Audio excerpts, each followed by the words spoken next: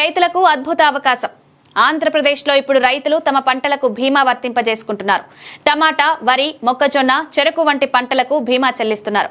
తద్వారా వారు పంట నష్టపోతే పరిహారం పొందేందుకు వీలవుతుంది. అందువల్ల రైతులు ఇబ్బంది పడకుండా ఉంటారు. తాజాగా ఈ బీమాను ప్రభుత్వం మామిడి తోటలకు కూడా వర్తింపజేసింది. అందువల్ల మామిడి తోటల రైతులు డిసెంబర్ 15 లోపు బీమా చేయించుకుంటే పంట నష్టం జరిగితే పరిహారం పొందే వీలు కలుగుతుంది. ఏపీ ప్రభుత్వం మామిడి పంటకు వాతావరణ ఆధారిత బీమా పథకాన్ని అమలు చేస్తోంది.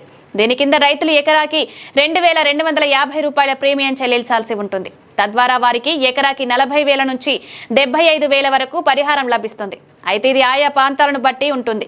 తమ పంటకు బీమా చేయించుకునే రైతులు తమ దగ్గరలో ఉన్న బ్యాంక్, కామన్ సర్వీస్ సెంటర్, మీ సేవ లేదా PMFBI వెబ్సైట్లో కూడా బీమా కోసం అప్లై చేసుకోవచ్చు. మరిన్ని వివరాలు కావాలంటే తమ జిల్లాలో ఏ పంటలకు బీమా సౌకర్యం ఉందో తెలుసుకోవడానికి agricultural insurance company of India office ని సంప్రదించవచ్చు. పరిహారం ఎకరాకి 70,000గా నిర్ణయిస్తే పంట పండిన తర్వాత 50% నష్టం వస్తే పరిహారంగా 35,000 ఇస్తారు.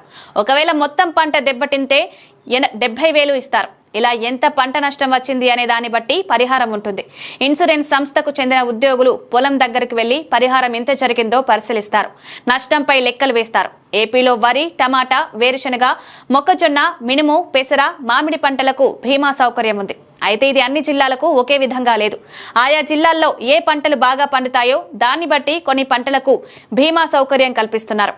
గ్రామ స్థాయిలో వ్యవసాయ అధికారులను కలిసి ఏ పంటలకు బీమా సౌకర్యం ఉందో తెలుసుకోవచ్చు. బీమా కోసం అప్లై చేసుకునేవారు ఆధార్ కార్డ్, బ్యాంక్ పాస్బుక్, భూమి పాస్ పుస్తకాల జిరాక్స్లు రెడీగా ఉంచుకోవాలి.